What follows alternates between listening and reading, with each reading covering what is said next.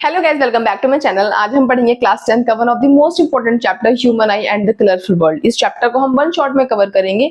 आपको चैप्टर अगर बिल्कुल भी कठिन लगता है तो ये वीडियो के बाद बिल्कुल कठिन नहीं लगेगी, क्योंकि मैं आपको ये चैप्टर वन शॉट में कवर कराऊंगी। साथ ही साथ मैं आपको ये भी बताऊंगी कि किस टॉपिक पे आपको ज्यादा ध्यान देना है, किस टॉपिक से एग्जाम में क्वेश्चन ज्यादा पूछे जाते हैं। तो स्टार्ट करते हैं बिना किसी देरी के। सबसे पहले समझते हैं हम अपने ह्यूमन आई को, क्योंकि आपका चैप्टर दो पार्ट में डिवाइड है, human eye and the colourful world. तो पहले पार्ट ए को पढ़ेंगे, यानी पहले हम पार्ट ए यानी कि ह्यूमन आई को पढ़ेंगे। तो स्टार्ट करते हैं। सबसे पहले हम पढ़ते हैं अपने ह्यूमन आई को। देखो, ह्यूमन आई का ये आपका डायग्राम है। डायग्राम बहुत इंपॉर्टेंट है। आप डायग्राम देख लोगे तो आपको हर एक चीज बहुत ही सिस्टमैटिक वे में समझ में आएगी। तो देखो, सबसे पहले डायग्राम, ये आपका डायग्राम है। देखो यहाँ पे लिखा है सबसे पहले क्रिस्टलाइन लेंस, यानी कि जो आपका ये डायग्राम जो ये दिख रहा है, ये आपकी आंखों का लेंस है। कई बार जब हम लेंस सोचते हैं तो हमको लगता है कांच का, मतलब एक हमको कांच समझ में आता है, बट हमारी आंखों में जो लेंस होता है वो कांच का लेंस नहीं है, वो फाइब्रस जेली लाइक स्ट्रक्चर होता है। ठीक है, आगे देखो लिखा हुआ है एक्वस ह्यूमर। फिर लिखा है आपका प्यूपिल। प्यूपिल आपने देखा होगा, चाहे किसी की आंखों का रंग कुछ भी हो, नीला हो, काला हो, भूरा हो, कुछ भी हो, लेकिन आंख में एक सेंटर पॉइंट होता है ब्लैक कलर का, वो आपका प्यूपिल होता है। ठीक है, फिर देखो है आपका iris. Iris is the coloured part. किसी की आंखें अगर नीली है, किसी की आंखें अगर भूरी है, किसी की आंखें अगर ब्लैक है, तो आंखों का कलर जो होता है, जो हम कहते हैं कि आपकी आंखों कलर ब्लू है, आपकी आंखों कलर ब्लैक है, वो कलर्ड पार्ट कौन सा होता है? आपका आइरिस होता है। फिर आता है आपका ciliary muscle, cornea, vitreous humour, optic nerve and retina. ठीक है, ये आपका ह्यूमन आई का डायग्राम है। हम एक एक करके सारे पार्ट्स डिटेल में पढ़ेंगे। ये टॉपिक बहुत इंपॉर्टेंट है, आपके एग्जाम में इसमें से क्वेश्चन ना आए ऐसा पॉसिबल ही नहीं है। तो आप उस टॉपिक को, मतलब अभी मैं आपको बताऊंगी किस तरीके से एग्जाम में क्वेश्चन आता है, ध्यान देना। अब कह रहा है कि ह्यूमन आई क्या होता है, तो ह्यूमन आई एक नेचुरल, एक second, the human I is a natural optical instrument that works like a camera. कि जो हमारा ह्यूमन आई है बहुत इंपॉर्टेंट पार्ट है और एक कैमरे के जैसे क्या करता है, काम करता है। It enable us to see object by receiving light reflected from them. कह रहा है कि हमको हमारी आंखों की वजह से चीजें क्या होती हैं, दिखाई देती हैं। फिर कह रहा है it forms real inverted image. ये पॉइंट को स्टार मार्क कर लो, ये पॉइंट बहुत इंपॉर्टेंट है। आपके एग्जाम में क्वेश्चन आता है कि जो हमारी आंखें होती हैं, जो हमारी आईज है, वो किस प्रकार का इमेज बनाती है। तो आप बोलोगे रियल एंड इन्वर्टेड, यानी कि जो इमेज आंखें बना रही होती है रेटिना पे, रेटिना वो जगह है जहां पर इमेज बनती है। ठीक है, तो रेटिना पे जो आंखें इमेज बना रही होती है वो रियल एंड इन्वर्टेड यानी कि उल्टी होती है। जैसे अगर आप अभी मुझे देख रहे हो, तो अगर आपकी जो रेटिना पे मेरी जो इमेज बनी होगी, तो मेरा सर नीचे होगा, मेरा पैर ऊपर होगा, यानी कि उल्टी क्या बनती है, इमेज बनती है। बट ब्रेन उसे वापस से प्रोसेस करके सीधी करके आपको समझाता है कि नहीं, सर ऊपर है और पैर कहाँ है, नीचे है। तो आपके एग्जाम में क्वेश्चन आता है कि बताओ आंखें इमेज कैसी बनाती है, तो आप बोलोगे रियल और इन्वर्टेड बनाती है। The I is approximately spherical in shape with a diameter of about 2.3 centimetre.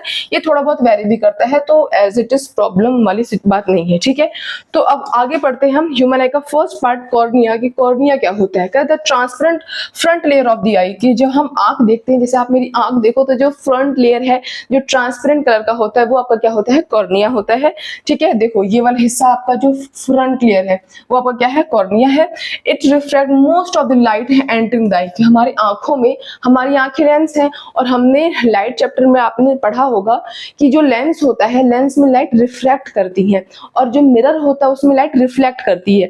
तो कह रहा है कि जो कॉर्निया है, जो आपके आउटर मोस्ट आंखों का जो लेयर है ट्रांसपेरेंट कलर का, तो जो मैक्सिमम लाइट जो रिफ्लेक्ट करती है वो कॉर्निया में ही कर जाती है। मतलब कॉर्निया से जब गुजरती है, जब लाइट आपके कॉर्निया से गुजरेगी तभी लाइट क्या कर जाती है? रिफ्लेक्ट कर जाती है, ये कह रहा है। ठीक है, provide most of the I focusing power, ये तुमने पढ़ लिया।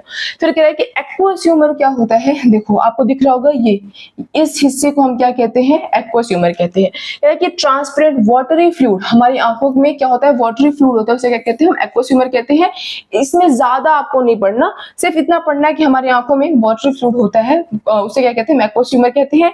Maintains the pressure and shape of the eye. ये आंखों के प्रेशर और शेप को मेंटेन करने का काम करता है, और नरिशमेंट भी देने का काम करता है किसको? कॉर्निया को। ठीक है, फिर आगे हम पढ़ते हैं। आगे हमें पढ़ना है आइरिस। ठीक है, आपके एग्जाम में इसमें से क्वेश्चन आता है बेटा, इसमें से क्वेश्चन आता है कि कलर्ड पार्ट को हम क्या कहते हैं। तो मैंने आपको स्टार्टिंग में बताया था कि जो आंखों का कोई कलर होता है, ब्लैक कलर होता है, ब्राउन होता है, डार्क ब्राउन होता है, ग्रे होता है, जो भी आपकी आंखों का कलर है, वो कलर कौन सा होता है, मतलब वो पार्ट कौन सा होता है? तो आइरिस होता है। Iris is the coloured part of the eye. कि आपकी आंखों का जो कलर है वो कौन सा पार्ट है? वो आइरिस है। ये आपके एग्जाम में क्वेश्चन आता है, बहुत बार आता है, एमसीक्यू में भी आ सकता है, ठीक है। तो वही लिखा हुआ है कलर्ड पार्ट ऑफ द आई, जैसे ब्राउन हो गया, ब्लैक हो, कुछ भी हो गया, व्हाटएवर, तो वो आइरिस होता है। Controls the size of the pupil and hence amount of light entering the eye, मतलब कि कितना रोशनी हमारी आंखों के अंदर एंटर करेगा उसकी बात कर रहा है। फिर कह रहा है प्यूपिल क्या होता है, तो मैंने आपको स्टार्टिंग बताया कि प्यूपिल, इस पार्ट को हम क्या कहते हैं? प्यूपिल कहते हैं। जो हमारी आंखों के बीच का जो सेंटर होता है, चाहे आपकी आंखें किसी भी रंग की हो, यानी कि आपका आइरिस किसी भी कलर का हो, बट वो ब्लैक, जो सेंटर वाला हिस्सा होता है ना, वो आपका कैसा होता है? ब्लैक ही होता है, ठीक है। तो वो आपका प्यूपिल है। कह रहा है कि स्मॉल होता है, छोटा सा होता है, एडजस्टेबल होता है, ओपनिंग इन द आइरिस, मतलब आप अगर किसी का ध्यान से देखो ना, तो ये आपको ये छोटा और बड़ा होते हुए ना दिखाई देगा, क्योंकि आपकी आंखों में कितनी रोशनी जाएगी वो सिर्फ प्यूपिल पे ही निर्भर करता है। अगर प्यूपिल का साइज बड़ा हो गया है, इसका मतलब आंखों में रोशनी ज्यादा जा रही है। जैसे किसी अंधेरे वाली जगह हम जाते हैं तो अपनी आंखें फाड़ फाड़ के हम चीजों को देख रहे होते हैं, तब हम क्यों देख रहे होते हैं? क्योंकि तब हमारी आंखों में रोशनी ज्यादा जाए, इसलिए अपनी आंखों के साइज को हम बड़ी कर लेते हैं, तो प्यूपिल का साइज भी होता है, बड़ा हो जाता है, ठीक है। फिर कह रहा है works like a camera aperture bright light, कह रहा है कि जब बहुत तेज रोशनी होती है, pupil contracts to allow less light in, कि बहुत तेज रोशनी है, धूप हो रही है, ठीक है, अब मैं बहुत धूप में बाहर जाऊंगी तो मैं अपनी आंखों को छोटी छोटी कर लूंगी, ताकि मेरी आंखों की, मतलब जो मेरा प्यूपिल है उसके रास्ते जो लाइट जाए वो कम जाए, ताकि मेरी आंखें डैमेज ना हो। इसलिए ऑटोमेटिक क्या होता है, ये बॉडी का नेचुरल मैकेनिज्म है, वो क्या करता है? आंखों की साइज को छोटा कर देता है, यानी प्यूपिल की साइज को छोटा कर देता है, जिससे रोशनी आंखों में कम एंटर कर पाए। आगे लिखा हुआ है डिम लाइट, जब हम अंधेरी लाइट में होते हैं, डिम लाइट में होते हैं, तो प्यूपिल एक्सपेंड, प्यूपिल का जो साइज होता है वो एक्सपेंड हो जाता है, ताकि ज्यादा रोशनी आंखों के अंदर जा सके। इसीलिए कभी अंधेरे में हम पढ़ रहे हैं, डिम लाइट में पढ़ रहे हैं, या फिर कहीं हमको जाना होता है रास्ते में अंधेरे अंधेरे, तो हम आंखें फाड़ फाड़ के चल रहे होते हैं, क्योंकि हमारी आंखों में रोशनी ज्यादा चाहिए उस टाइम पे, ठीक है। तो ये चीज है आपकी। अब हम आगे पढ़ते हैं। आगे देखो लिखा हुआ है आई लेंस, यानी कि आपका क्रिस्टलाइन लेंस जो लिखा होता है। तो मैंने आपको बताया था कि जब हम लेंस के बारे में सोचते हैं तो हमें याद आता है ये कांच है, कांच का टुकड़ा है, लेंस है, बट एक्चुअल में ये एक आपकी आंखों में जो लेंस है वो जेली लाइक स्ट्रक्चर होता है, ठीक है। तो वो लिखा हुआ है ट्रांसपेरेंट होता है, और हाँ ये भी बहुत इंपॉर्टेंट, आपके एग्जाम में क्वेश्चन आता है कि आपकी आंखों में कौन सा लेंस होता है, तो आप बोलोगे हमारी आंखों में कॉन्वेक्स लेंस होता है। बहुत इंपॉर्टेंट क्वेश्चन है, आप ध्यान रखना, स्टार मार्क मैंने कर दिया है, ठीक है। फ्लेक्सिबल लेंस होता है, made up of living cells, living cells का बना होता है, no blood supply, get nutrients from aqueous humour, कह रहा है कि इसमें कोई मतलब आपका ब्लड सप्लाई नहीं होता है, वो एक्वस ह्यूमर से उसको नरिशमेंट या फिर न्यूट्रिएंट्स मिलता है। फिर कह रहा है focuses light on the retina, adjust curvature of focus near and far object. इतना इसमें इंपॉर्टेंट नहीं, इसमें इंपॉर्टेंट ये है कि आई लेंस में क्या है, आपका कॉन्वेक्स लेंस है, इसका बना होता है, तो इसमें ब्लड सप्लाई नहीं आता है, इसमें जो न्यूट्रिएंट्स इसको मिलते हैं वो आपके एक्वस ह्यूमर से मिलते हैं, ठीक है। फिर आप गया था आपका सिलेरी मसल, ये भी बहुत इंपॉर्टेंट है, इस पे स्टार मार्क कर लो, ठीक है। ये रहा आपका जो ये हिस्सा दिख रहा है और जो ये हिस्सा दिख रहा है, आपको अगर येलो कलर ना समझ में आ रहा हो तो मैं आपको बताती हूँ, एक सेकेंड। जो आपको ये वाला हिस्सा दिख रहा है और जो आपका ये हिस्सा दिख रहा है, देखो मैंने एरो बनाया ना, ये आपका क्या है, सिलेरी मसल है। क्या करता है, hold the lens in the place, कि जो आपका लेंस है, आपके लेंस को किसी ने पकड़ा होगा ना, तो वो पकड़ने काम कौन करता है, आपका सिलेरी मसल करता है। Control the shape and curvature of the lens, ये हमारी आंखों के को कंट्रोल करता है, मतलब आंखों की जो लेंस उसे कंट्रोल करने का, उसके शेप को, उसके कर्वेचर को करने का काम करता है। फॉर फोकसिंग, हमें चीजें, मतलब आंखें क्या करती है, लेंस क्या करता है, फोकस करता है, तो उसको क्या करता है, ये कंट्रोल करता है। फिर बात करते हैं हम विट्रस ह्यूमर की, ये भी एक लिक्विड है, हमने एक्वस ह्यूमर पढ़ा था, ठीक है। अब हम पढ़ेंगे विट्रस ह्यूमर। एक्वस ह्यूमर यहाँ वाला लिक्विड था जो इस पार्ट में प्रेजेंट था, और विट्रस ह्यूमर जो ये वाला पूरा पार्ट है, इसमें ये कौन सा लिक्विड है, विट्रस ह्यूमर।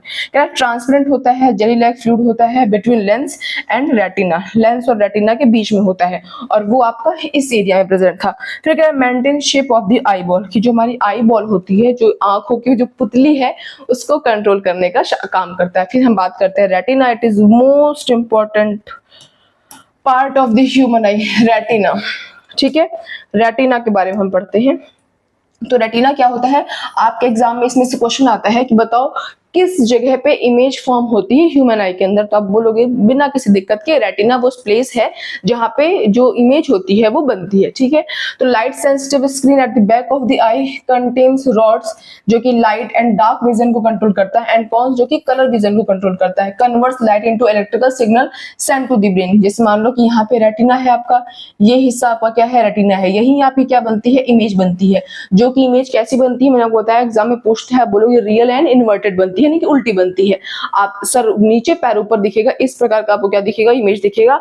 फिर यहाँ पे ना ऑप्टिक नर्व होता है, ये ऑप्टिक नर्व ये आपके उस मैसेज को आपके ब्रेन तक पहुंचाता है, ब्रेन प्रोसेस करके फिर बताता है नहीं नहीं इमेज उल्टी नहीं है, मतलब सर वापस से ऊपर कर देता है और पैर नीचे कर देता है, ठीक है। फिर कह रहा है ऑप्टिक नर्व, तो मैंने बता दिया, transmits electrical signal from retina to the brain तक पहुंचाने का काम करता है। ये किसका काम होता है बेटा, ये आपके ऑप्टिक नर्व का काम होता है। तो दैट्स इट, आपके ह्यूमन आई में सिर्फ आपको इतना ही पढ़ना है, ह्यूमन आई के सारे पार्ट जिसमें रेटिना पढ़ना है, आई इमेज कैसी बनाती है वो पढ़ना है, इमेज बनती कहाँ पर है वो पढ़ना है, ठीक है। आपकी आंखों में जो लिक्विड प्रेजेंट है उनका काम क्या होता है आपको वो पढ़ना है। तो ये सारी चीजें आपको ज्यादा ध्यान से पढ़नी है, ठीक है। और आंखों का कलर्ड पार्ट कौन सा होता है, जो आइरिस होती है, जो प्यूपिल होता है, मतलब आपको बेसिकली देखो इतनी मैंने सिंपल भाषा में बहुत ही आसान लैंग्वेज पढ़ा है, आपको हर एक बात समझ में आएगी। एक बार रिवीजन कर लेना और इसका स्क्रीनशॉट ले लेना, आपको हर एक चीज बहुत अच्छे समझ में आ जाएगी। अब हम बात करते हैं फंक्शनिंग ऑफ द आई, कि जो आई में जो इमेज बनती है वो किस तरीके से मतलब होता है। तो कह रहा है कि लाइट एंटर्स थ्रू कॉर्निया, कि जो हमारी आंखों का जो कॉर्निया था, जो आउटर पार्ट था जो कि ट्रांसपेरेंट कलर का था, वहां से लाइट एंटर करती है। और इसमें सवाल पूछता है कि मैक्सिमम रिफ्रैक्शन कहाँ होता है, तो आप बोलोगे कॉर्निया, जो कि हमारा बाहर का जो आंखों का पार्ट है जो ट्रांसपेरेंट, वहीं पे मैक्सिमम रिफ्रैक्शन हो जाता है। तो फिर क्या, लाइट एंटर्स थ्रू कॉर्निया, फिर एक्वस ह्यूमर, फिर प्यूपिल, फिर लेंस, फिर विट्रस ह्यूमर, फिर रेटिना, और रेटिना बाद ऑप्टिक नर्व से होते हुए, ऑप्टिक नर्व से होते हुए जो इन्फॉर्मेशन है वो कहाँ जाती है, वो जाती है आपके ब्रेन के पास, और ब्रेन प्रोसेस करता है, फिर आपको सब कुछ दिखाई देता है। खाली आंखों से सब कुछ दिखाई नहीं देता है, सिर्फ आंखों से दिखाई देता तो बहुत से ऐसे लोग होते हैं ना जिनके पास आंखें होती हैं ऐसे बंद है, ऐसे उनकी आंखें खोल दो फिर भी उन्हें कुछ नहीं दिखाई देता, क्योंकि सिर्फ आंखों से नहीं, हमारे ब्रेन का बहुत बड़ा रोल होता है। फिर कह रहा है कि lens focuses light from a real and inverted image, जो मैंने आपको स्टार्टिंग में ही बता दिया था। Retina convert light energy into nerve signal, फिर ऑप्टिक नर्व, फिर ब्रेन, ये सब मैंने आपको ऑलरेडी पढ़ा दिया है, ठीक है। फिर हम बात करते हैं एकोमोडेशन ऑफ द आई, ये आपका 1 मार्क्स में क्वेश्चन आ जाता है कि बताओ ये क्या होता है। तो आप बोलोगे इसका मतलब होता है, एकोमोडेशन का मतलब होता है ability of the eye lens to adjust its focal length to focus on near and distant object. जैसे मान लो कि अभी आप कोई भी चीज देखो अपने आसपास, आप रूम में होगे जहां पे भी होगे, आप कोई पास की चीज देख रहे हो, फिर एकाएक आप दूर की चीज देख रहे हो, फिर पास की, फिर दूर की, कभी मुझे देख रहे हो, कभी बोर्ड को देख रहे हो, मतलब आप कई सारी चीजें देख रहे हो ना, तो कभी आपका ऑब्जेक्ट पास में है, कभी आपका ऑब्जेक्ट बहुत ही दूर है। तो आंखों की ये क्षमता कि वो अपने फोकल लेंथ को ना एडजस्ट कर रही है, कभी दूर की चीज देख रही है, कभी पास की चीज देख रही है, उसी चीज को हम क्या कहते हैं, पावर ऑफ एकोमोडेशन या फिर एकोमोडेशन ऑफ द आई कहते हैं। फॉर डिस्टेंट ऑब्जेक्ट, यानी कि दूर के ऑब्जेक्ट के लिए सिलियरी मसल्स रिलैक्स्ड, जो सिलियरी मसल्स जो जिन्होंने पकड़ा होता है वो रिलैक्स हो जाती है, दूर अगर देखना है तो क्या हो जाती है, रिलैक्स हो जाती है, जिससे क्या होता है कि लेंस बिकम थिन, लेंस कैसा हो जाता है, पतला हो जाता है, और फोकल लेंथ इंक्रीज जाता है। ये बहुत इंपॉर्टेंट है, आप इसको स्टार मार्क कर लो कि दूर के लिए सिलियरी मसल्स रिलैक्स हो जाती हैं, लेंस आपका पतला हो जाता है, फोकल लेंथ बढ़ जाता है। सेम उल्टा होगा नियर ऑब्जेक्ट के लिए, ये सिलियरी मसल्स कॉन्ट्रैक्ट, यहाँ पे रिलैक्स हो रही थी और यहाँ क्या हो गई है, कॉन्ट्रैक्ट, यहाँ पे लेंस थिन हो गया था, यहाँ पे लेंस क्या हो जाएगा, थिक, और यहाँ पे फोकल लेंथ इंक्रीज हो गया था, यहाँ पे फोकल लेंथ क्या हो जाएगा, डिक्रीज हो जाएगा। ये आपको लर्न करना पड़ेगा, आप इसको लर्न करना, ठीक है। फिर देखो आगे हम बढ़ते हैं, रेंज ऑफ विजन, इसमें से 100% एग्जाम में क्वेश्चन आता है, इसमें से ये पूछता है, ये स्टार कैसा बन गया, इसमें से ये पूछता है कि जो हमारी आंखें होती हैं वो नजदीक, मतलब बहुत नजदीक कितना नजदीक देख सकती हैं और बहुत दूर कितना दूर देख सकती हैं। तो आप ये बहुत हद से ज्यादा इंपॉर्टेंट है, आप ये लिखोगे कि नजदीक वो 25 सेंटीमीटर देख सकती हैं और फार वो इन्फिनिटी, मतलब हम दूर दराज, हम तारे, आसमान, चांद, यूनिवर्स, सब कुछ अपनी आंखों से जहां तक दिखे, मतलब जहां तक कुछ है हम वहां तक देख सकते हैं, अनटिल अनलेस पॉल्यूशन वगैरह होता है हम तो हम कुछ नहीं देख पाते, बट आकाश के साइड देखो, आसमान में देखो, सब कुछ दिखता है। तो नजदीक हम 25 सेंटीमीटर देख लेते हैं और दूर हम इन्फिनिटी तक देख सकते हैं। ये बहुत ज्यादा इंपॉर्टेंट क्वेश्चन है, इसी चीज से रिलेटेड आपका नेक्स्ट टॉपिक है। तो नेक्स्ट टॉपिक पे हम स्विच करते हैं, ठीक है। It is very very important question, ये आपके एग्जाम में 3 मार्क्स का क्वेश्चन आता है जिसमें आपको डायग्राम भी बनाना पड़ सकता है, तो आपको इसे डायग्राम के साथ समझना पड़ेगा। अब देखो इसमें होता है defect visions and their correction, कि आपने देखा होगा बहुत सारे बच्चों को, बहुत सारे, मतलब अब तो मुझे लगता है कि अगर क्लास में 100 बच्चे बैठे हुए हैं तो 80 बच्चे ऐसे होते हैं जिनको स्पेक्स, जिनको चश्मा लगा होता है। तो डिफेक्ट विजन, आंखें खराब हो जाती हैं, तो आंखें खराब हो जाती हैं तो आंखों में लेंस लगते हैं, चश्मे लगते हैं, तो दो प्रकार के लेंस होते हैं, एक होता है कॉनकेव लेंस और एक होता है कॉन्वेक्स लेंस। तो हम उसी चीज को पढ़ेंगे कि अगर आपको दूर का नहीं दिखता तो उसे क्या कहते हैं, उसे ठीक कैसे करेंगे, अगर आपको नजदीक का नहीं दिखता तो उसे क्या कहेंगे और उसे ठीक कैसे करेंगे। और जो बूढ़े बुजुर्ग लोग होते हैं उनको ना दूर का दिखता है, उनको ना नजदीक का दिखता है, तो उनकी चीजों कैसे ठीक करेंगे। आपके एग्जाम में बेहद इंपॉर्टेंट क्वेश्चन है, आपके एग्जाम में ऐसा हो ही नहीं सकता कि एग्जाम में ये क्वेश्चन ना आए, तो बहुत इंपॉर्टेंट है। अब देखो लिखा है सबसे पहले मायोपिया। मायोपिया का मतलब होता है जिसको दूर का नहीं दिखता, जिसको दूर का नहीं दिखता उसे क्या हो रखा है, मायोपिया। अब आप में से बहुत सारे लोग होंगे जिनको नजदीक का तो दिखता है साफ साफ लेकिन दूर का नहीं दिखता है, तो जिनको दूर का नहीं दिखता उसे कहते हैं उन्हें उन्हें उन्हें क्या हो रखा है, मायोपिया हो रखा है। अब देखो इसमें क्या हो रहा है, देखो अब आप ये समझो, इसमें तो सिर्फ यही समझो कि दूर का, इसमें मायोपिया में दूर का नहीं दिखता है, ठीक है। अब इसमें क्या हो रहा है, जैसे मान लेते हैं ये एक ओ पॉइंट है, ठीक है, ये आपका क्या है, एक ओ पॉइंट है, यहाँ far point of myopic eye, आप यहाँ तक क्या कर सकते हो, देख सकते हो, ठीक है। उसके बाद से क्या हो रहा है, नॉर्मल, इसमें कोई दिक्कत नहीं है। अभी क्या हुआ आपको, जिसे हम दूर कितना देख सकते हैं, इन्फिनिटी तक देख सकते हैं, तो एक बंदा है जो कि यहीं तक ही देख पा रहा है। जैसे ही मैंने ऑब्जेक्ट ओ से उठाकर ओ डैश तक रख दिया, यहाँ पे रख दिया, ये बंदा देख ही नहीं पा रहा है। क्यों नहीं देख पा रहा है, क्योंकि हमको पता है कि जो रेज आंखों से जाती हैं जब वो रेटिना पे कन्वर्ज होती हैं, ये हिस्सा पर क्या है, रेटिना है, तो यही हमें क्या हमारी बनती है, इमेज। अब जो ये आप देखो, जो ये रेज कन्वर्ज हो रही है, ये तो रेटिना पे हो ही नहीं रही है, ये तो रेटिना से पहले, इसीलिए इस बंदे को ब्लर ब्लर दिखेगा, सब कुछ कैसा दिखेगा, धुंधला। जबकि हमारी आंखों की क्षमता तो इन्फिनिटी देखने तक की है, लेकिन वो ओ से अगर ओ डैश पे सामान उठा के रख दिया तो उसको ये दिख ही नहीं रहा है। तो क्या करते हैं, तब हम लेंस लगाते हैं। हम कौन सा लेंस लगाते हैं, कॉनकेव लेंस लगाते हैं। इस लेंस की मदद से आप क्या होता है कि जो रेज पहले ही कन्वर्ज हो जा रही थी, अब वो कहाँ कन्वर्ज हो रही है, रेटिना पे, जिसके चलते उस बंदे को सब कुछ दिखाई देने लगता है, ठीक है, चश्मे लगाने के बाद। तो आपके एग्जाम में पूछेगा कि बताओ मायोपिया क्या होता है, तो आप बोलोगे नियर साइटेडनेस जिसको कहते हैं, या फिर आप कह सकते हो मायोपिया में जो बंदा है उसको नजदीक का सब कुछ दिखता है लेकिन दूर का सब कुछ नहीं दिखता है, जबकि हम दूर इन्फिनिटी तक देख सकते हैं। फिर आपके एग्जाम में ये भी क्वेश्चन आएगा, ठीक है, फिर उसे हम करेक्ट कैसे करेंगे, करेक्शन कैसे करेंगे मायोपिया का, तब बोलोगे कॉनकेव लेंस लगाकर हम करेंगे। बहुत सिंपल है, बिल्कुल भी डिफिकल्ट नहीं है। दोबारा वीडियो करके रिवाइव करके देख लेना तो आपको समझ में आ जाएगा, ठीक है। फिर देखो, वैसे अभी भी समझ में आ ही गया होगा, मैंने कितने सिंपल से तो समझाया है कि मायोपिया में दूर का नहीं दिखता है, ठीक है, दूर का नहीं दिखता, जबकि हम दूर तो इन्फिनिटी तक देख सकते हैं। एक बंदे को सिर्फ ओ तक दिख रहा है, समान ओ डैश तक दिख रखा तो उसको दिख ही नहीं रहा है। तो फिर हमने क्या किया, हमने लेंस लगाया, कौन सा लेंस, जिसे हम कहते हैं कॉनकेव लेंस। ये कौन सा लेंस होता है, कॉनकेव। तो कॉनकेव लेंस की मदद से उस बंदे को फिर दिखने लगता है। तो ये बात किसकी है, मायोपिया की। अब हम बात करते हैं हाइपरमेट्रोपिया। इसमें क्या होता है, इसमें दूर का तो दिखता है, इसमें नजदीक का नहीं दिखता, यानी पास का नहीं दिखता। तो आप मुझे बात बताओ, हम पास कितना देख सकते हैं, हम 25 सेंटीमीटर तक, अगर हमारी कोई चीज ऑब्जेक्ट करीब है तो हम देख सकते हैं। एकदम आंखों में घुसा दो कोई चीज तो फिर कैसे देखेंगे। तो 25 सेंटीमीटर तक हम आराम आराम से चीजें देख सकते हैं। अब उसमें देखो क्या होता है इसमें, कि देखो जैसे मान लेते हैं ये एन डैश जो लिखा हुआ है ये आपका है 25 सेंटीमीटर, ठीक है, यहाँ तक इंसान आराम से देख सकता है। लेकिन जिस इंसान को हाइपरमेट्रोपिया हो गया है उसकी कंडीशन में क्या है कि उसकी जो नजदीक देखने की क्षमता है हमारी कितनी ऊंची, 25 सेंटीमीटर।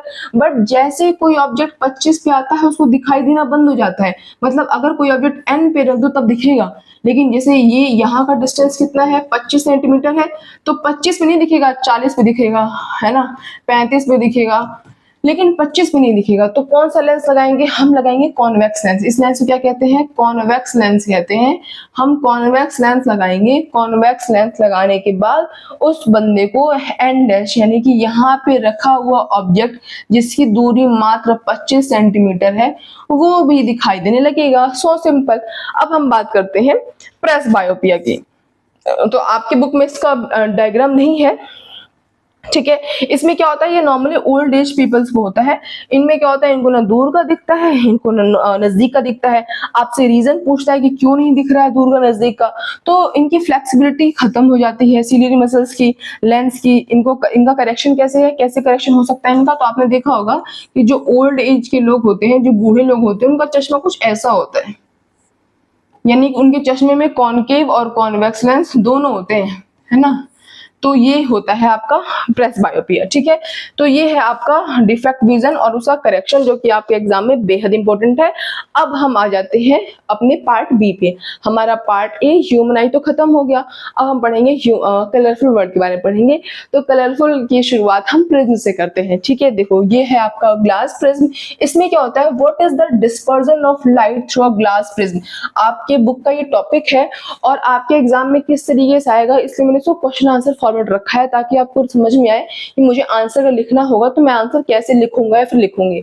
तो कह रहा है what is the dispersion of light through a glass prism. तो देखो क्या होता है, ये है व्हाइट लाइट। ठीक है, कुछ भी हो सकता है, सनलाइट ले लो, टॉर्च लाइट ले लो, कुछ भी ले लो। आप घर में एक प्रिज्म लो और उसमें से व्हाइट लाइट को पास कराओ, तो आप देखोगे जो आपका व्हाइट लाइट है वो 7 रंगों में स्प्लिट हो जाता है। ये 7 रंगें कौन सी होती हैं, ये होता है विबग्योर, VIBGYOR,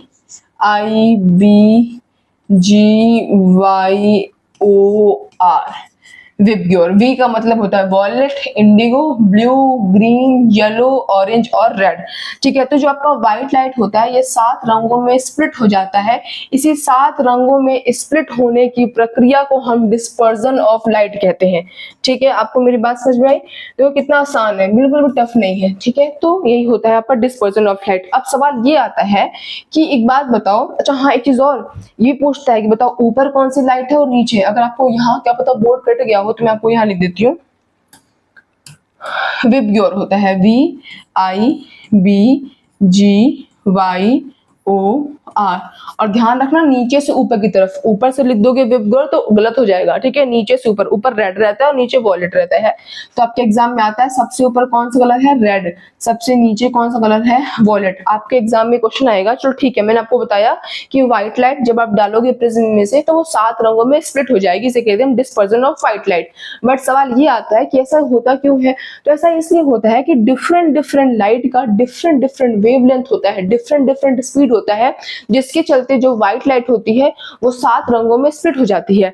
अब आप एक चीज बताओ, जैसे कोई एम्बुलेंस होता है, कोई प्रोहिबिटेड जोन होता है, कोई खतरा होता है, तो ये सब आपको लाल रंग से लिखे होते हैं। एम्बुलेंस की जो बत्ती होती है लाल रंग की होती है, पुलिस की जो गाड़ी के ऊपर बत्ती होती है वो भी जो सायरन होता है वो रेड कलर का होता है। क्यों होता है, क्योंकि जो रेड कलर है वो हमारी आंखों को ना हमको दूर से दिख जाता है, हमको बहुत ही दूर से दिखता है। तो उसका एक कारण है ना, क्योंकि आप खुद देखो कि जो रेड कलर है वो सबसे कम बेंड हो रहा है, डेविएट सबसे कम हो रहा है, और जो वॉयलेट है वो सबसे ज्यादा डेविएट हो रहा है। अगर पुलिस का या फिर एम्बुलेंस का अगर वॉयलेट रंग की बत्ती होती ना तो दूर तक आंखों तक आती ही नहीं। तो ये सब क्या होता है, रीजन होता है। देखो हम इसको डिटेल में पढ़ते हैं।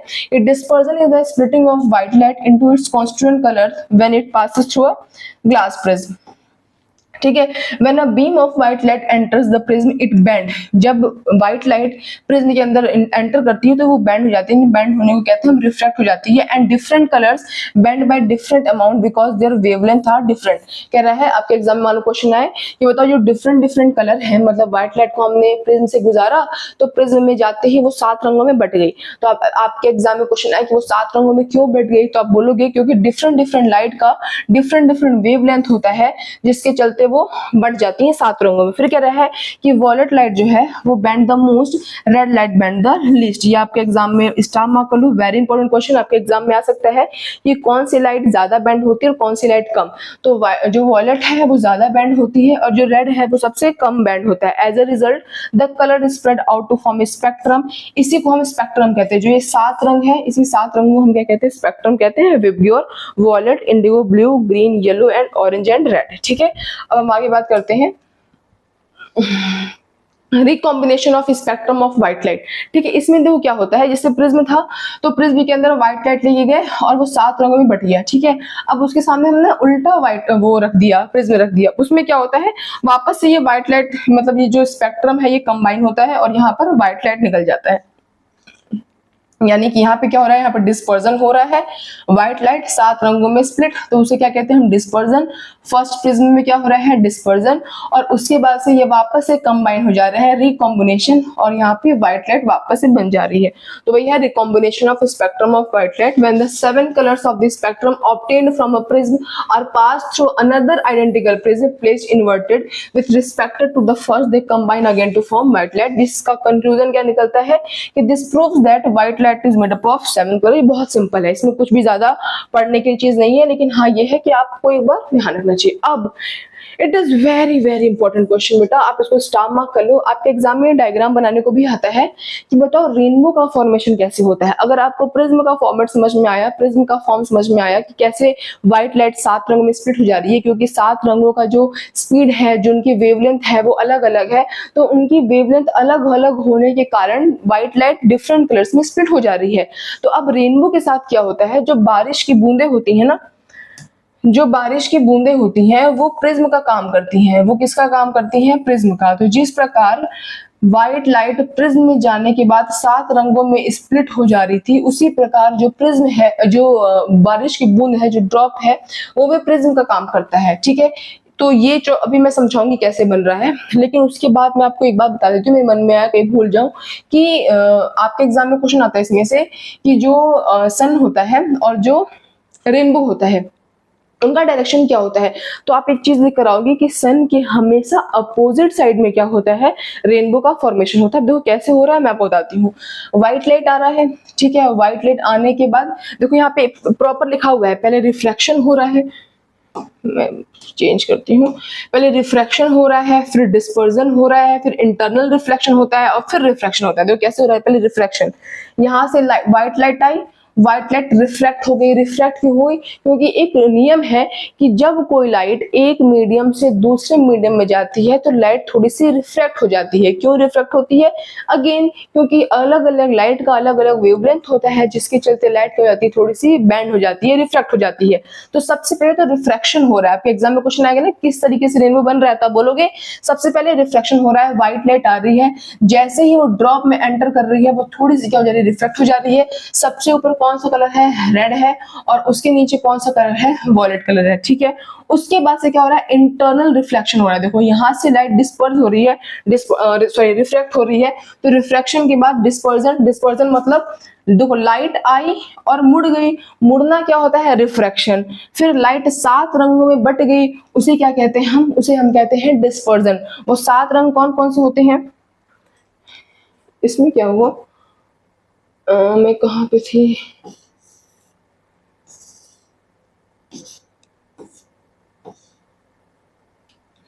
पेज वापस से आ गया है। तो मैं आपको बता रही थी, जैसे मान लो कि वहां से व्हाइट लाइट आई, ठीक है, व्हाइट लाइट आने के बाद व्हाइट लाइट सबसे पहले रिफ्रैक्ट हो रही है। जब लाइट एक मीडियम से दूसरी मीडियम में आती है तो वो रिफ्रैक्ट हो जाती है, बैंड हो जाती है। बैंड होने के बाद वो 7 रंगों में स्प्लिट हो रही है। 7 रंगों में स्प्लिट होने को हम डिस्पर्जन कहते हैं। यहाँ पे 7 रंग बने नहीं हुए हैं, यहाँ पे सबसे ऊपर लाल रंग रेड है और उसके नीचे वॉयलेट है, बट आपको पता है कि कलर कौन से होते हैं? विबग्योर होते हैं। वी, इसको मैं लिख देती हूँ जरा, आपको ध्यान रहे बार बार कि VIBGYOR, ठीक है। तो ये 7 क्या होते हैं? रंग होते हैं ना, हम स्पेक्ट्रम कहते हैं। उसके बाद से इंटरनल रिफ्लेक्शन हो रहा है, लाइट क्या हो रही है? रिफ्लेक्ट हो रही है। रिफ्लेक्ट होने के बाद सेम वही रेड कलर आपका ऊपर है और वॉयलेट आपका नीचे है। मान लेते हैं हम यहाँ पे कोई ऑब्जर्वर है, यहाँ से वो देख रहा है, तो सन उसके इधर है और रेनबो उसके इधर है, तो हमको इस तरीके का रेनबो दिखाई देता है। तो आपके एग्जाम में आएगा, ये बहुत इंपॉर्टेंट क्वेश्चन है कि रेनबो फॉर्मेशन कैसे होता है। तो आप पॉइंट वाइज लिखोगे कि सबसे पहले क्या होता है? रिफ्रैक्शन होता है, उसके बाद डिस्पर्जन, जो लाइट होती है वो 7 रंगों में व्हाइट लाइट स्प्लिट हो जाती है, उसे हम डिस्पर्जन कहते हैं।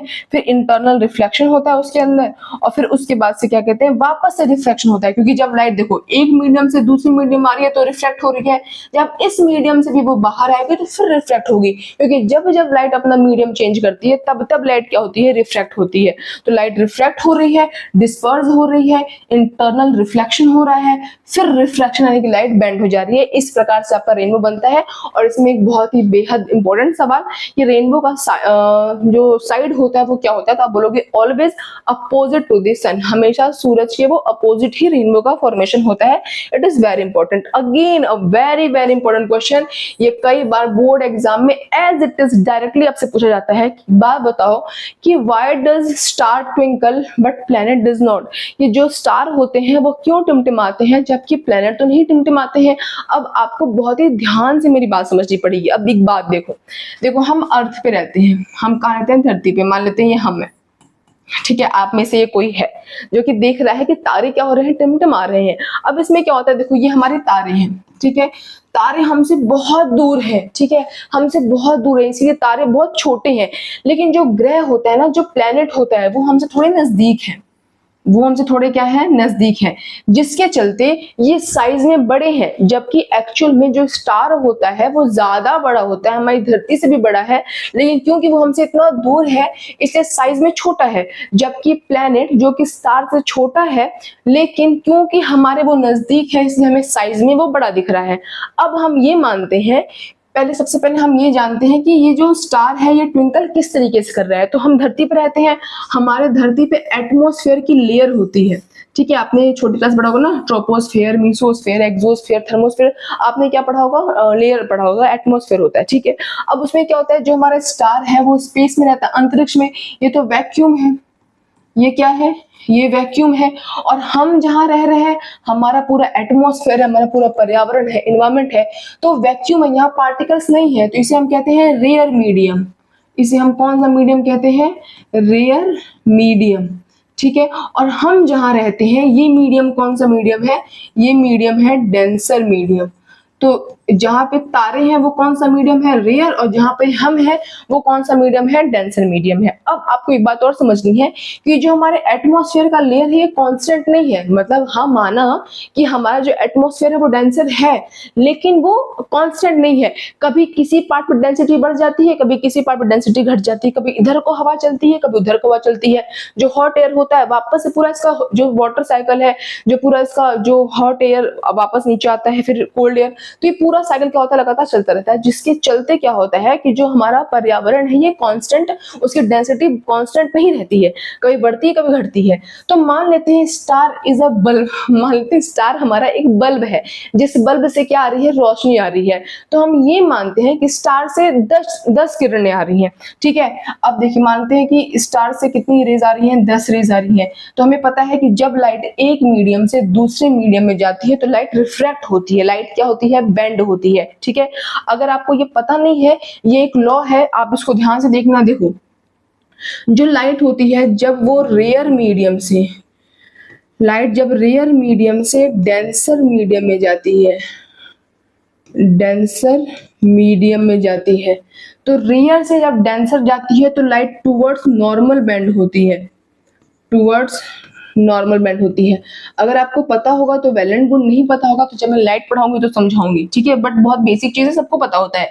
तो जब लाइट रेयर मीडियम से डेंसर मीडियम जाती है तो टुवर्ड्स नॉर्मल बेंड होती है, और जब लाइट डेंसर मीडियम से रेयर मीडियम में जाती है तो वो अवे फ्रॉम नॉर्मल चली जाती है, यानी कि नॉर्मल से बहुत अवे फ्रॉम नॉर्मल, नॉर्मल से बहुत ही दूर चली जाती है, ठीक है।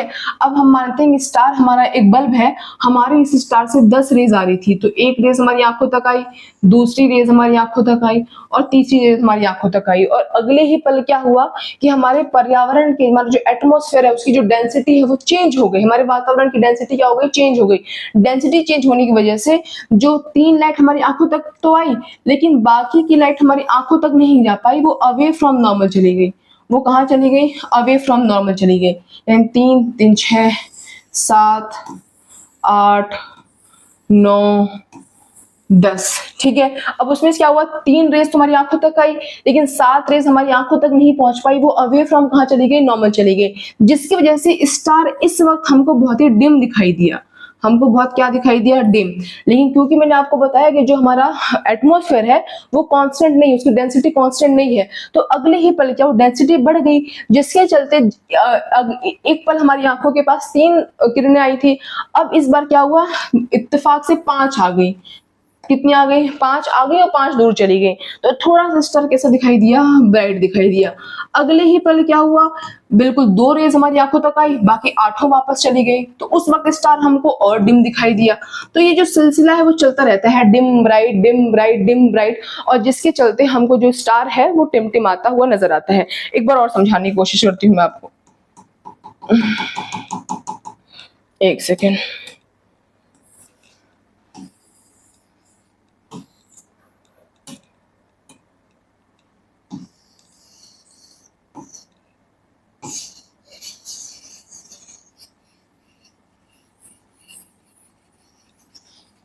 चलो देखते हैं फिर। अब देखना, ठीक है, हम अर्थ पे रह रहे हैं, ठीक है, यहाँ पर आप में से कोई है, जो भी नाम होगा, अंजलि, महेश, देवेश, जो भी नाम होगा, यहाँ पे आप कोई खड़े हो और आप स्टार को देख रहे हो कि स्टार क्या हो रहा है, ट्विंकल हो रहा है। अब हम जो जो हमारा स्टार है वो स्टार रहता है वैक्यूम में, यानी कि रेयर मीडियम में रहता है। स्टार कहाँ रहता है, वैक्यूम, जो कि मीडियम कौन सा है, रेयर। हम कहाँ रहते हैं, हमारे पास एटमॉस्फेयर है, जिसके चलते हमारा मीडियम कौन सा मीडियम है, डेंसर मीडियम है। हम स्टार को एक बल्ब मानते हैं, जिस बल्ब से रोशनी आ रही है, रोशनी कुछ किरणें आ रही हैं, हम मान के चलते हैं 10 किरणें आ रही हैं, ठीक है, या फिर मान लेते हैं 5 किरणें आ रही हैं। तो 5 किरणें आ रही हैं तो हमारी आंखों तक रोशनी आ रही थी और यहाँ से लाइट बेंड हो गई, क्योंकि जब लाइट एक मीडियम से दूसरे मीडियम आती है तो लाइट अपना रास्ता चेंज करती है, लाइट बेंड होती है। क्यों बेंड करती है, क्योंकि लाइट का जो वेवलेंथ होता है डिफरेंट डिफरेंट, लाइट का डिफरेंट डिफरेंट होता है, और एक मीडियम से दूसरे मीडियम जाने पर लाइट अपना रास्ता चेंज कर देती है। तो लाइट हमारी आंखों तक आई, हमारी आंखों तक चलो 1 आ गई, 2 आ गई, लेकिन अगले ही पल यहाँ की डेंसिटी चेंज हो गई, जिसके चलते जो लाइट है वो हमारे पास नहीं आई, वो दूर चली गई। 1, 2 और 3 रेज दूर चली गई, 2 हमारी आंखों तक आई, जिसके चलते स्टार हमको बहुत ही डिम दिखाई दिया। और अगले ही पल क्या हुआ, अगले ही पल ये हुआ कि आंखों तक हमारे 1 रोशनी, 2 रोशनी, 3 लाइन, 4 लाइन, 5 लाइन हमारी आंखों तक आई, जिसके चलते स्टार हमको बहुत ही ब्राइट दिखाई दिया। और इसीलिए क्या हो रहा है, कभी डिम दिख रहा है, कभी ब्राइट दिख रहा है, और स्टार हमको ट्विंकल करते हुए नजर आ रहा है। जबकि अगर हम प्लेनेट पे स्विच करें, क्योंकि बहुत रेयर चांस है कि आपके एग्जाम में क्वेश्चन आए कि सिर्फ ये बताओ कि स्टार ट्विंकल क्यों करते हैं। जब जब ये क्वेश्चन मैंने देखा है एग्जाम में आते हुए, तब ये भी पूछता है साथ ही साथ कि स्टार ट्विंकल क्यों करते हैं, जबकि प्लेनेट ट्विंकल क्यों नहीं करता है। तो जो हमारा प्लेनेट है वो ट्विंकल इसलिए नहीं करता है क्योंकि स्टार हमसे बहुत दूर है, जिसके चलते वो साइज में छोटा है, जबकि प्लेनेट हमारे नजदीक है, जिसके चलते वो साइज में हमारे क्या है, बड़ा है। अब वो क्या हो गया कि जैसे मान लो अगर आप इसको 1 बल्ब मान रहे थे, तो आप ये सोचो कि हमारे इस प्लेनेट में 5 बल्ब है, 3, 4, 5, ठीक है, 5 बल्ब है।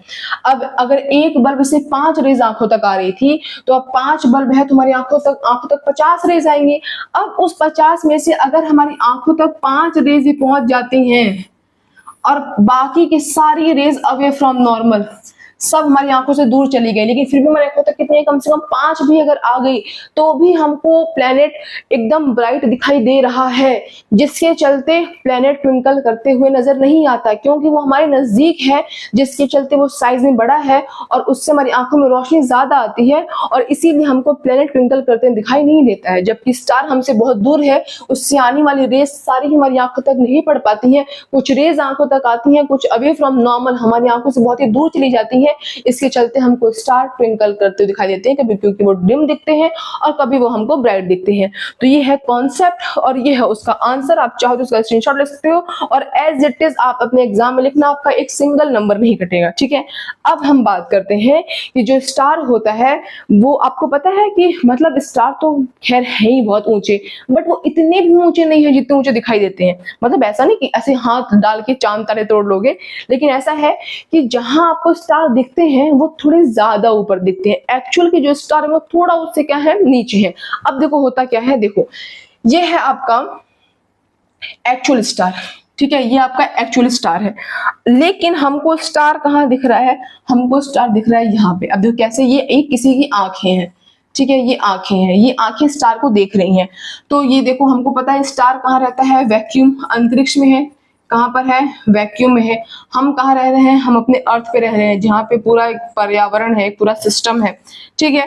अब जब लाइट एक मीडियम से दूसरे मीडियम में आएगी तो लाइट क्या होगी, बेंड होगी, यानी कि लाइट आपकी क्या होगी, रिफ्रैक्ट होगी।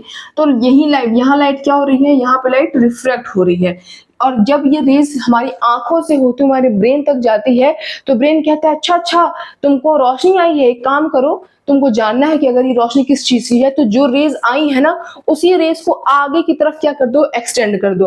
और जहां रेज एक्सटेंड करोगे वहीं तुम्हारी क्या बन जाएगी, इमेज बन जाएगी। तो आंखों तक रेज आई, अब आंखों ने सिग्नल किसको भेजा, ब्रेन को बोला, ब्रेन ने कहा कोई बात नहीं बेटा, एक काम करो, उस रेज को आगे की तरफ एक्सटेंड करो। अब रेज आगे की तरफ, देखो यहाँ से मुड़ी थी, तो यहाँ से रेज आगे को क्या हो गई, एक्सटेंड हो गई, और हमको स्टार दिखा यहाँ, जबकि स्टार एक्चुअली कहाँ है, यहाँ है। तो ये सबके साथ होता है, ये आपके सन के साथ भी होता है, ये आपके स्टार के साथ भी होता है, ये आपके मून के साथ भी होता है। ये सबके साथ होता है कि ये एक्चुअल में होते कहीं और है लेकिन दिखते कहीं और है। और इसमें क्या है, आप हर चीज का एग्जाम में आंसर ये लिखोगे एटमॉस्फेरिक रिफ्रैक्शन। हर चीज का मतलब ये कि अगर आपसे एग्जाम में पूछे कि स्टार दूर है, मतलब स्टार तो है ही दूर है, लेकिन हमको और ऊपर दिखाई देते हैं, क्यों? तो आप बोलोगे because of atmospheric refraction. Atmospheric जो स्टार है वो एक और मीडियम में है, हम किसी और मीडियम में है। जब लाइट एक मीडियम से दूसरे मीडियम आती है तो रिफ्रैक्ट हो जाती है, हमारी आंखों तक जो रेस पहुंचती है वो रिफ्रैक्ट होकर पहुंचती हैं। फिर हमारा ब्रेन उस रिफ्रैक्टेड रेस को आगे की तरफ एक्सटेंड करता है, जहां एक्सटेंड करता है वही इमेज बनती है, जो कि एक्चुअल पोजीशन से थोड़ी वो दूर होती है। सो सिंपल, आप चाहो तो इसका स्क्रीनशॉट ले सकते हो और अपने एग्जाम में एज इट इज लिख सकते हो, आपको फुल मार्क्स मिलेंगे, कोई भी दिक्कत नहीं है। अब हम पहुंच गए अपने लास्ट टॉपिक पे। ये हमारा टॉपिक है advance sunrise and delayed sunset. कितनी हैरानी बात है ना, मतलब ये समझ लो कि मतलब हमारी पूरी जिंदगी झूठ रही है एक तरीके से। हमको पता ही नहीं है कि जो सूरज हमको दिखता है वो सूरज नहीं है, वो कहीं और है। और जो हमको मतलब आपका जो सूरज है ना, एडवांस सनराइज मतलब अगर आपका जो सूरज है वो 6 बजे उगा है तो आपको 5:58 पे ही दिख जाता है। मतलब सूरज बिना उगे ही आपको उगा हुआ नजर आ जाता है। और अगर आपका जो सूरज है वो 6 बजे डूब रहा है तो डिलेड सनसेट, आपको डूबने के बाद भी सूरज दिखता है, आपको 6:02 तक सूरज दिखता है। सोचो कितना बड़ा धोखा हो रहा है हमारे साथ एक तरीके से। तो ये होता है एडवांस सनराइज और डिलेड सनसेट। अब देखो इसमें क्या होता है कि एक लाइन होती है, एक क्या होती है लाइन, रुको मैं चेंज करती हूँ उसको।